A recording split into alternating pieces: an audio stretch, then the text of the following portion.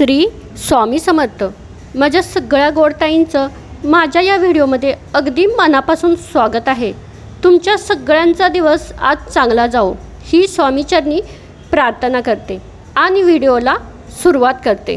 प्रत्येकाचं स्वप्न असतं आपल्याला मनासारखं घर मिळावं, त्याप्रमाणे आपण बांधत असतो किंवा खरेदी करत असतो। प्रत्येकाचं आपल्या घरावर खूप प्रेम असतं आणि या घरामध्ये सगळ्यात महत्त्वाची आणि विश्वासाची जागा आणि आपल्याला जे आवडतं ते म्हणजे आपलं देवघर। देवघराचं महत्त्वाचं वैशिष्ट्य म्हणजे देवघराकडे बघितल्यावर शांत आणि प्रसन्न वाटत असतं, मनात एका प्रकारची पॉझिटिव्हिटी येत असते आणि आपल्याला खूप सुरक्षितही वाटत असतं। घराबरोबर देवघराचंही महत्त्व तेवढंच असतं। देवघर हे नेहमी ईशान्य दिशेलाच असावं, कारण देवाची शक्ती ईशान्य कोपऱ्यातूनच बाहेर जात असते। ज्या घरामध्ये सूर्यप्रकाश आणि ताजी हवा येत असते त्या घरामध्ये नकारात्मक ऊर्जा नष्ट होत असते आणि सकारात्मक ऊर्जा वाढत असते। याचा परिणाम आपल्यावर आणि आपल्या घरावर होत असतो। देवघराच्या अगदी समोर तिजोरी कधीच ठेवू नका। देवघरात सुकलेली फुले कधीच देवाजवळ जास्त वेळ ठेवू नका आणि देवघरात कमीत कमी मूर्ती आणि फोटो असाव्यात। उगीच सगळ्या देवांचे फोटो ठेवून गर्दी करू नका। आपल्याला बऱ्याच वेळा सवय असते की मंदिराच्या वरच्या बाजूला तेल, वाती, अगरबत्ती, काडीपेटी या गोष्टी आपण ठेवत असतो, त्या कधीच मंदिरावर ठेवू नका। देवाच्या मंदिराचा वरचा भाग नेहमी रिकामा असू द्या, कारण बघा देवाच्या डोक्यावर कशाला बरं भार ठेवायचा। देवासाठी आपण जे वस्त्र वापरतो ते ठेवण्यासाठी वेगळी जागा करा, ते कधीच आपल्या कपड्यात ठेवू नका। धुतानाही ते वेगळे धुवून सुकत टाका। आपल्याला सवय असते देवासाठी नैवेद्याचं ताट बनवायचं। आपण काय करतो, देवाला नैवेद्य दाखवतो आणि कधीकधी तेच ताट आपण आपल्या जेवणासाठी वापरतो। असं अजिबात करायचं नाही। देवाचं नैवेद्याचं ताट वेगळं ठेवा आणि नैवेद्य दाखवून झाल्यानंतर तो नैवेद्य आपल्या जेवणात सगळ्यांनी थोडा थोडा घ्या, कारण आपण देवा एवढे पुण्यवान नाही आहे की आपण सगळ्यांनी एकाच ताटात जेवण करायला। हल्लीच्या धावपळीच्या जीवनात सकाळची सगळ्यांचीच कामाची गडबड असते। घरातील कामं, मुलांची शाळा, ऑफिसची बाकीची कामं, यामध्ये काय होत असतं, देवाकडं दुर्लक्ष होत असतं। आपण त्यामध्येही पूजा करतो पण खूप गडबडीत करतो, कारण आपलं सगळं लक्ष कामाकडं असतं। डोक्यात भरपूर विचार असतात, त्यामुळे देवाकडेही लक्ष लागत नाही।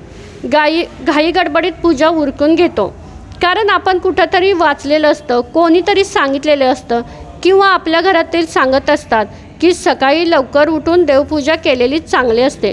हो, खरंच सकाळी उठून देवपूजा केलेली खरंच चांगली असते, कारण सकाळची सुरुवात देवाच्या पूजेने झाली की सगळ्यांचाच दिवस चांगला जातो।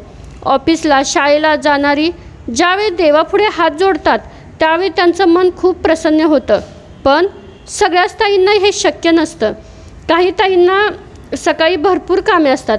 अशा ताईंनी मग काय करायचं, आपली सगळी कामं झाली की ज्यावेळी तुम्हाला वेळ मिळेल त्यावेळी देवाची पूजा करा।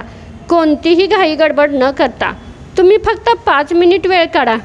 यामध्ये कोणतंही काम करायचं नाही, फक्त पूजेवरच लक्ष द्यायचं।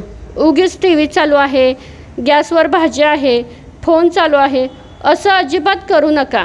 तुमचं जर पूजेवरच लक्ष नसेल तर अशा पूजा करून काय बरं उपयोग। तुम्हाला पूजा अर्चा करायला जास्त वेळ मिळत नाही, ठीक आहे, पण त्यासाठी जे नियम आहेत ते तरी थोडेफार पाळा।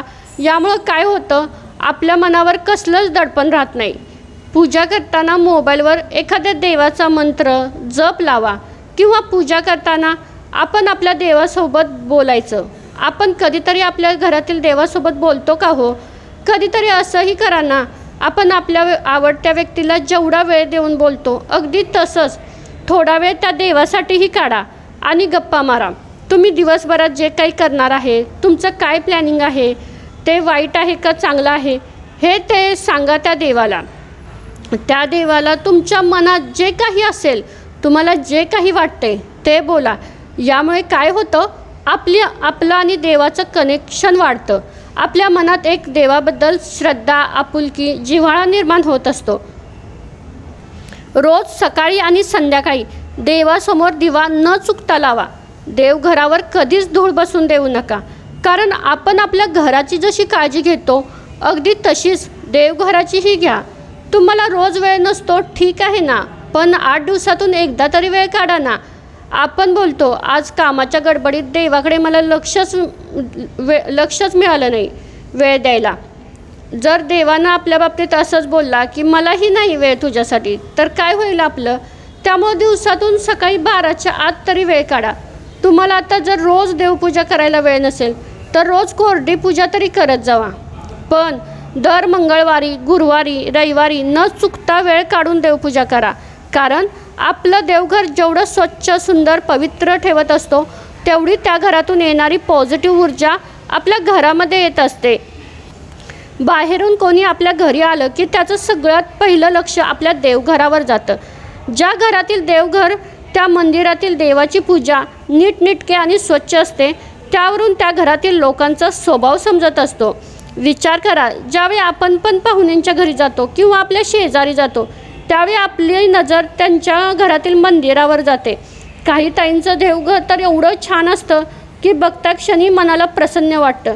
त्यामुळे आपणही आपलं देवघर स्वच्छ आणि नीटनेटके ठेवायचं आहे. मंदिरातील देवांसाठी, देवींसाठी आपण जे हळदी कुंकू, अष्टगंध, गुलाल वापरतो ते फक्त देवासाठीच वापरा. कारण आपण काय करतो, देवासाठी जे हळदी कुंकू वापरतो ते आपण आपल्यासाठीही वापरतो, किंवा बाहेरचे कोणीतरी आले तर त्यांनाही आपण त्यातलंच हळदी कुंकू लावतो. हे तुम्हाला योग्य वाटतंय का? आपण एवढे पुण्यवान नाही की देवाला जे वापरतो तेच आपणही वापरायला. शेवटी बघा, प्रत्येकाची इच्छा असते, कारण प्रत्येकाची मतं वेगवेगळी असतात.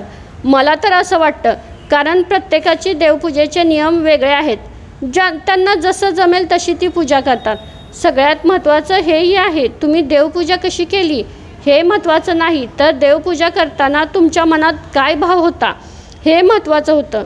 म्हणतात ना, साधा भोळा माझा भाव आणि देवा मला पाव. शेवटी बघा, ज्याचा त्याचा प्रश्न आहे, पण आपल्या मनाला पटेल तसंच करा. आपण आपली घराची जशी काळजी घेतो अगदी तशीच देवघरातील मूर्त्यांची पण काळजी घ्यायची. याचा सगळा परिणाम आपल्या आयुष्यावर होत असतो.